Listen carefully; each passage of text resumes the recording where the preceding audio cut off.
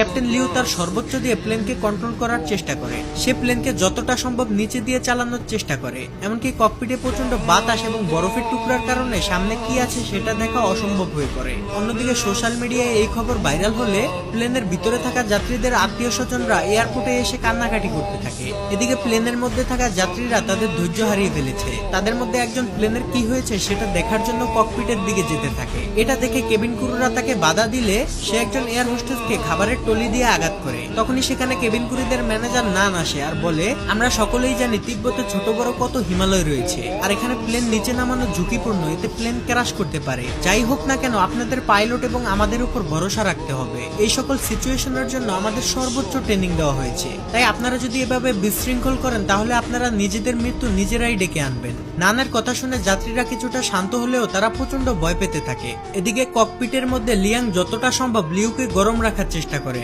আর Liu জ্বরের মধ্যে দিয়ে সর্বোচ্চ চেষ্টা করে প্লেনটিকে সামনের দিকে এগিয়ে নিয়ে যেতে থাকে। অন্যদিকে লিউর স্ত্রী তাদের